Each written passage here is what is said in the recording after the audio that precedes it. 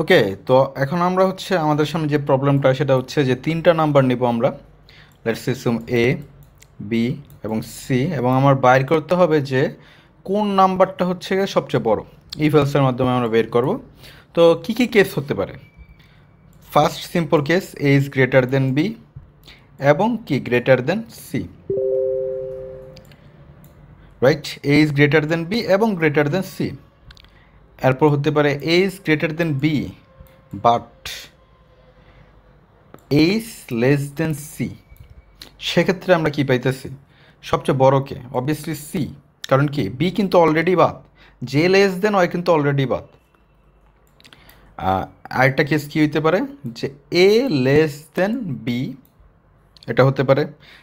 যদি A B এর থেকে ছোট হয় তাহলে তো এ বাদ শুরুতেই, আমরা তখন চেক করবো যে if B is greater than C আর B is less than C, কারণ কি অলরেডি এ কিন্তু ইকুয়েশন থেকে বাদ। আমরা যেই মুহূর্তে হচ্ছে গিয়া কিছু একটা পাবো যেটা হচ্ছে ছোট, এটা আমরা ইকুয়েশন থেকে বাদ দিয়ে দিতেছি। ওকে, এই জিনিসটা যদি আমরা লজিক্যালি ইমপ্লিমেন্ট করতে চাই, প্রথমে হচ্ছে সর্বপ্রথম যে সবচেয়ে সিম্পলেস্ট কেস এটা ইমপ্লিমেন্ট করব, যে এ ইজ গ্রেটার দেন বি এবং এ ইজ গ্রেটার দেন সি। সেক্ষেত্রে কি এ বিগেস্ট বাই ডিফল্ট।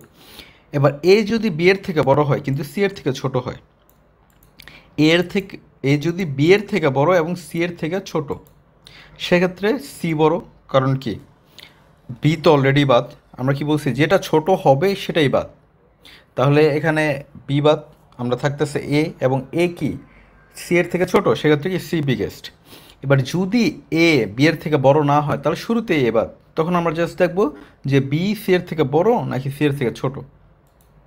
তো আমরা যেসব ইনপুট নিচ্ছি এক্ষেত্রে এ বিগেস্ট, যদি এ কে আমরা 10 করে দেই তাহলে আমরা দেখতেছি যে আমাদের সি বিগেস্ট, আর যদি বি কে 50 করে দেই তাহলে আমরা দেখতেছি যে বি ইজ বিগেস্ট।